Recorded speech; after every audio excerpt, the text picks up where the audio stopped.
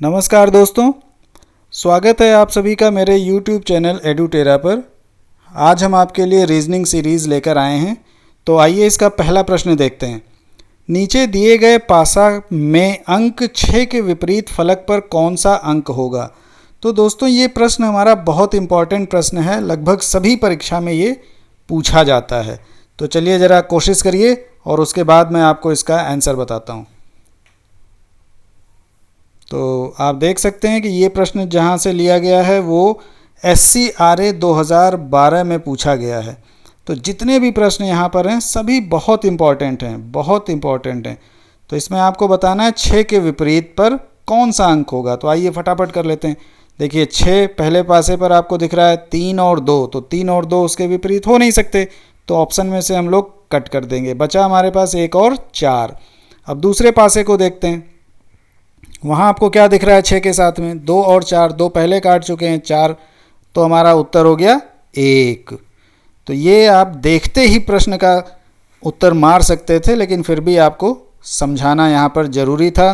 कभी कभी ऐसे प्रश्न हम ऑप्शन से ढूंढ लेते हैं उनका आंसर। तो आइए चलते हैं प्रश्न नंबर 2 पर। जिस प्रकार चूहे का संबंध बिल्ली से है उसी प्रकार मक्खी का संबंध किससे है। तो ये प्रश्न भी देखिए, इस तरीके के प्रश्न सभी प्रतियोगी परीक्षाओं में पूछे जाते हैं और ये IAS 1996 में पूछा गया प्रश्न है। तो आप देख सकते हैं कितना आसान है। अब बिल्ली चूहे को खाती है, मतलब बिल्ली और चूहे में एक संबंध है। उसी प्रकार हम एक ऐसा संबंध पता करेंगे जो चूहे और बिल्ली वाला था। तो मक्खी को कौन खाता है। तो मुझे उम्मीद है आपका आंसर आ चुका होगा। घोड़ा नहीं, कुत्ता नहीं, प्राणी नहीं, चूहा नहीं, तो कौन सा बचा, मकड़ी। तो मकड़ी इसका आंसर हो जाएगा और फटाफट आप इसको सेकंडों में सॉल्व कर पाएंगे। तो सभी प्रश्न बहुत इंपॉर्टेंट हैं, ऐसे प्रश्नों का अभ्यास करना बहुत ज़्यादा ज़रूरी है। तो आइए चलते हैं हम लोग अगले प्रश्न की तरफ। तो अगले प्रश्न पर चलने से पहले हम आपको बता दें ये एडुटेरा रीजनिंग सीरीज़ पार्ट 1 है, जिसमें हमने 5 अति महत्वपूर्ण प्रश्नों का चयन किया है। तो अगर आपको ये वीडियो पसंद आ जाए तो इसे लाइक करिए, शेयर करिए और हमारे चैनल एडुटेरा को सब्सक्राइब कर लीजिए। इसमें हम लोग शॉर्ट ट्रिक से और सेकंडों में आंसर पता करने की कोशिश करते हैं। अगर आप इनका अभ्यास कर लेंगे तो आप भी देखते ही आंसर को टिक लगा पाएंगे और प्रतियोगी परीक्षाओं में अपना समय बचा पाएंगे। तो आइए चलते हैं प्रश्न संख्या 3 की तरफ। और ये आ गया प्रश्न नंबर 3। यदि R का अर्थ माइनस है, Q का अर्थ गुणे है, W का अर्थ भाग है तथा A का अर्थ प्लस है, तो 42W 7R 8A 6Q 4 बराबर क्या होगा।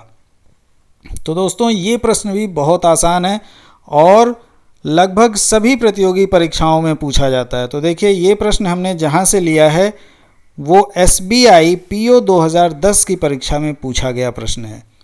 तो इसमें क्या करना है, जो भी आपको गणित की जोड़ घटाना की जो निशान दिए हैं उनको उन अल्फ़ाबेट्स के ऊपर वहीं पर बना लीजिए और देखते ही टिक मार लीजिए।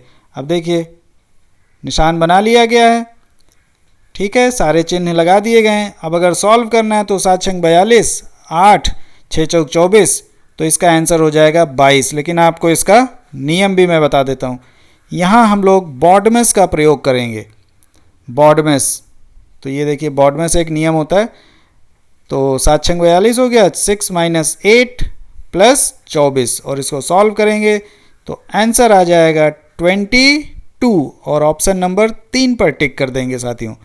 तो बॉडमेस में B का मतलब ब्रैकेट होता है, O का मतलब ऑफ, D का मतलब डिवीज़न, M का मतलब मल्टीप्लिकेशन, A का मतलब एडिशन और सबसे लास्ट में सब्ट्रैक्शन।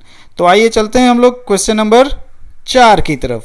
ये आ गया चौथा प्रश्न। दिए गए वेन आरेखों में कौन सा वेन आरेख जलेबी, मिठाई, खाने योग्य वस्तुओं के बीच संबंध को दर्शाता है। तो साथियों वेन आरेख पर भी कोई ना कोई प्रश्न सभी प्रतियोगिता वाली परीक्षाओं में पूछा जाता है। तो ऐसे प्रश्नों का अभ्यास भी आपको करना चाहिए और ये प्रश्न भी बहुत महत्वपूर्ण है। देखिए SSC 2006 में आया हुआ प्रश्न है। तो आप देखिए जलेबी, मिठाई और खाने योग्य वस्तुएं। तो मुझे उम्मीद है कि आपका आंसर आ चुका होगा, फिर भी हम इसको यहाँ पर पता करने की कोशिश करते हैं। तो देखिए, अगर ऑप्शन को देखें तो पहला ऑप्शन देखिए, तीनों थोड़े थोड़े मिक्स हैं, तो ये हमारे इस उत्तर के लिए, हमारे इस प्रश्न के लिए उत्तर ये सही नहीं है। दूसरे को देखें तो देखिए, दो आपस में जुड़े हुए हैं, तीसरा अलग है। चौथे को देख लेते हैं तो तीनों अलग अलग हैं। तो आप समझ गए होंगे कि इसमें कौन सा आंसर सही होगा। उत्तर संख्या 3, तो इसमें हमारा तीसरा आंसर सही हो गया। क्यों? क्योंकि जो सबसे बड़ा सर्कल है वो खाने योग्य वस्तुएं हो गई, और खाने योग्य में मिठाई आती है, और मिठाई के अंदर जलेबी। क्यों? क्योंकि जलेबी भी एक प्रकार की मिठाई है। तो मुझे उम्मीद है कि आपको ये वीडियो पसंद आ रहा होगा, और इसके जो क्वेश्चंस का चयन किया गया है वो बहुत महत्वपूर्ण, बहुत इम्पॉर्टेंट प्रश्न हैं जो कि प्रतियोगिता की परीक्षाओं में पूछे जाते हैं या आगामी प्रतियोगी परीक्षाओं में पूछे जा सकते हैं। तो आइए चलते हैं नेक्स्ट प्रश्न नंबर 5 की तरफ। 4/9, 9/20, क्वेश्चन मार्क, 39/86। आपको इसमें बताना है क्वेश्चन मार्क की जगह पर क्या आएगा। तो अगर आप देखें तो ये प्रश्न भी यूपीएससी 1998 में पूछा जा चुका है, और बहुत इम्पॉर्टेंट प्रश्न है। इस तरीके के प्रश्न सभी प्रतियोगी परीक्षाओं में पूछे जाते हैं। तो चलिए, मैं आपको समय दे रहा हूँ और आप फटाफट कर लीजिए। देखिए, मैंने तो इसका आंसर निकाल लिया है। आपको इसमें एक नियम या कौन से रूल से ये चल रहा है ये पता कर लेना है। 4, 9, 39, यानी देखिए इसका आंसर 4 × 2 + 1 9 हो गया, फिर 9 × 2 + 1 19 हो गया। अब 19 आपको देखना है, किसी ऑप्शन में मिल रहा है तो ऑप्शन नंबर 2। इसका मतलब सारे ऑप्शन आपके रॉन्ग हो गए, बचा है 5वां, इनमें से कोई नहीं। तो आइए हम लोग क्या करते हैं, डिनोमिनेटर यानी हर को भी चेक कर लेंगे। 9 दूनी 18 और 2 20, फिर 20 दूनी 40 और 2 42। तो ये देखिए आपके पास दूसरे ऑप्शंस के अंश और हर मिल गए हैं। तो क्या आंसर हो जाएगा? उत्तर संख्या 2, 19/42। तो अगर आप ऐसे प्रश्नों का अभ्यास करेंगे दोस्तों, तो आप इस कैलकुलेशन की कोई ज़रूरत नहीं है, देखते ही आप 2 सेकंड में टिक मार लेंगे। तो आइए चलते हैं अगले प्रश्न की तरफ।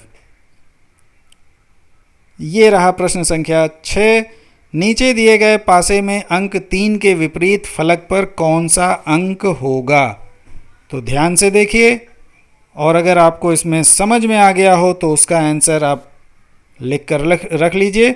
और ये प्रश्न भी देखिए MPPSC PT 2013 में पूछा गया प्रश्न है। अब इसका उत्तर यहाँ पर मैं आप सबको नहीं बताऊंगा, ये आपको हमारे वीडियो के कमेंट बॉक्स में लिखकर बताना है कि इसका आंसर क्या आएगा। तो इसका आंसर मैं यहाँ पर लिख भी देता हूँ, कमेंट बॉक्स में, या कमेंट बॉक्स में लिखकर बताएं या बताइए। इसका आंसर आप कमेंट बॉक्स में लिखकर बताइए। तो आज यहीं पर हम अपना वीडियो ख़त्म करते हैं। आप वीडियो को पूरा देखिए, एंजॉय करिए, और ऐसे बहुत सारे प्रश्न एडुटेरा लेकर आने वाला है। और जो ये एडुटेरा चैनल है इसको सब्सक्राइब कर लीजिए। Subscribe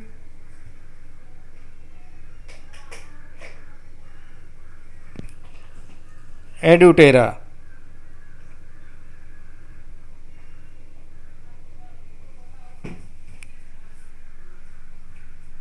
thank you.